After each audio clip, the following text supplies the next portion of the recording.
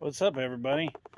So I had my late dad's 2010 John Deere X540. The PTO clutch shot off last year. The main bolt, only bolt that holds it to the crankshaft, it literally snapped and got stuck up in there. I had a friend help me, and we got it out with little to no problem, actually.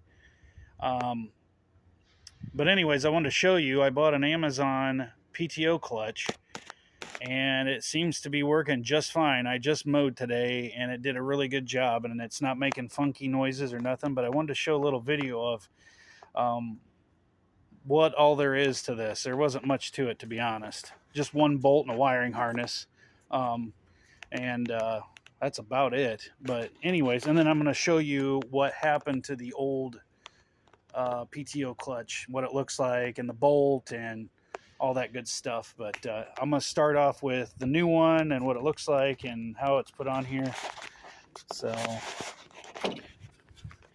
yes, I have the typical cracked hood. I think I'm going to plasti weld this, and then I got some like duct tape that's like John Deere greenish color, so I'm going to try that. Kind of a double whammy. Yeah, I grabbed it by that, and that's why that happened. They do sell the hood on Amazon. I thought about buying a new hood. I may just go that route, but you got to take all this stuff off. All right, I'm getting off subject. Anyways, so the biggest pain in the butt I want to show you is the wiring. Let's see if I can see this here. The wiring for this, which is right down here. There's a plug-in. I don't know if I can get my positive cable out of the way here, but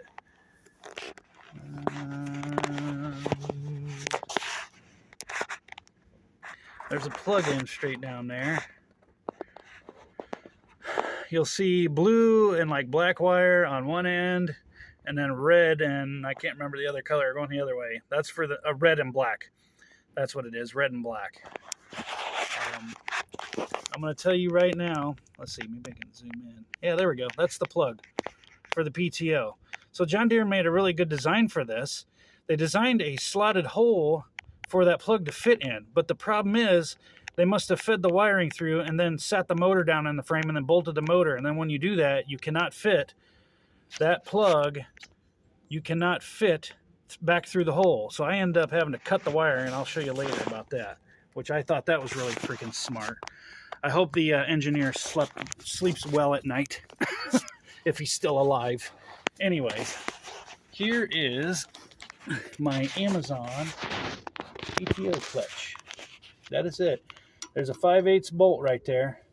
And then the old one had a thin washer, and then this new one came with a really thick washer. And I didn't use a washer at all because this seemed to like line up, and the belt is straight as straight can be going to the deck. It's not bowing or acting weird. One thing I will redo though is I'm going to pull this bolt back out eventually and put Loctite back on it. It was not very smart of me to put this back in without Loctite, because the original one had some really strong Loctite. And where it broke was actually, and stuck up in there, was the Loctite held. So anyways, you want that to break though before anything else, so it's kind of a smart design in a way. But yeah, there's my Amazon clutch. Works out pretty good. I will drop a link, like I said, below. There's not much to this, to be honest. Take your deck off. You got your two pins that you pull out in the front, and your little bracketry right here. Pull that bracket off of there. And then you got back here one pin on each side. Sorry. You got one pin on each side for the deck. Pull that out, and this whole piece here comes up and out of the way, and then you can slide the deck right off, and the belt, of course. You know, take the belt off. And that's it. And then bolt on, bolt off. That's a 5/8 bolt, just so you know. I will show you the bolt that broke and everything. But yeah, that's pretty much it in a nutshell. There's the pins I was talking about in the front. You got one here, and then one on the other side. But yeah, you like my battery? I bought that back in 2019, and they actually had a recall on the 2nd gen battery from Deere. And it's actually cheaper to buy the battery from Deere than it is from Wally World. I guess John Deere owns the patent for the 51 battery for these things. Okay, this is kind of a lengthier video than my normal ones, but that's all right. So here's the old clutch. And as you can tell, there's a lot of like material and everything going on.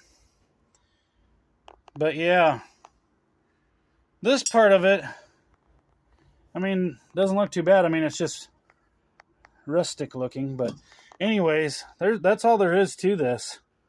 Here's the wire, black and the red I was telling you about. I cut because that will not fit through the hole unless you unbolt the engine.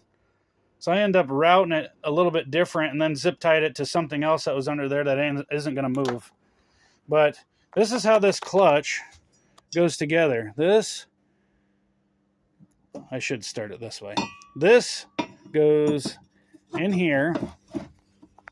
See if I can do this one-handed. That's a pretty powerful magnet. Hold on here. You know what? We're gonna set this phone.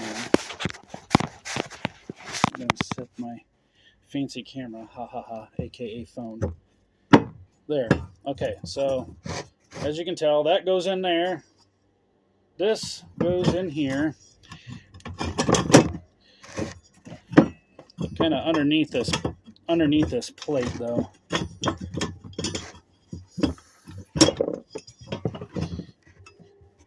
My buddy got this wedged in here pretty good when he did it. Ugh.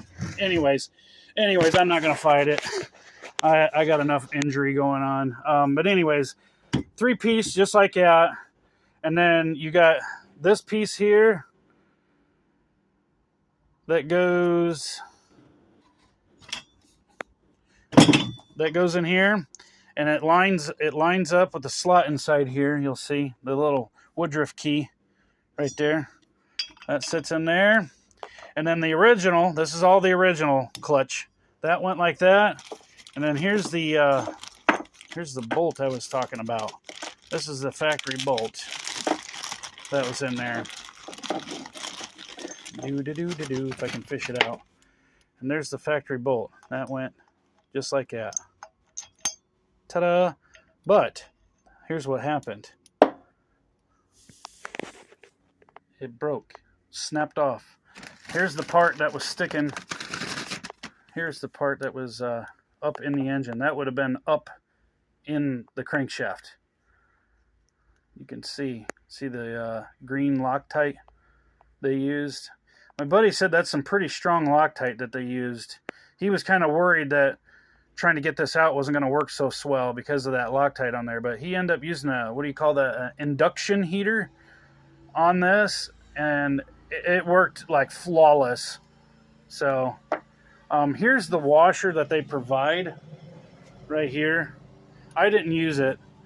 Look at the thickness of that bad boy compared to the thickness of the other one. And like I said, that belt's lined up and everything's working. It's not making any weird noises or loose. I double checked it after mowing and it seems to be all right. So anyways, I'm pretty happy with this purchase, because you go buy this clutch from Deere and you better be sitting down. We'll put it that way. Plus, just having Deere work on it, which, don't get me wrong, I love Deere. You know, I don't like some of the shenanigans I've been pulling lately, but other than that, that's it. That's a little booklet that came with it. It's a nice little box it came with. So, if anybody's wondering, a video I did quite a long time ago, over a year ago, I do still have my 1936 Briggs & Stratton. I am still trying to figure this sucker out. I don't have spark. I think I'm having an issue between the points and possibly this being bad. I'm not sure yet. But, yeah. But that's it in a nutshell. That's the PTO for a John Deere X540, which it's actually a pretty similar similar to the other models. I think even the 300, the X300 series, I think those are about the same as well, but I can't swear to that. But I know this clutch that I bought goes for different models. I will tell you, I forgot to tell you this. The pulley is a little bit bigger size on the new PTO clutch assembly. And that does come as one whole piece, that clutch did. So it comes with all your pulleys and, like I said, your washer. It didn't come with the bolt, though. It did not come with the bolt. I ended up having to go to a hardware store, and I bought this bolt. The bolt I bought was actually, it was a hair bigger. It probably came to about right where this washer is. So it was a little bit bigger. So to me, that just means it's up in the crankshaft a little bit more. So I'm okay with that personally. Deere, I'm sure is not, and my Deere brethren will probably, I'm sure, let me know on this. But anyways, peace everybody. Till next time. I'm sure I'll be doing more videos. That's the first major thing on that 2010 John Deere that has ever broke on it. So not bad, and it's only got 224 hours on it. So I'd say that's pretty dang good. See ya.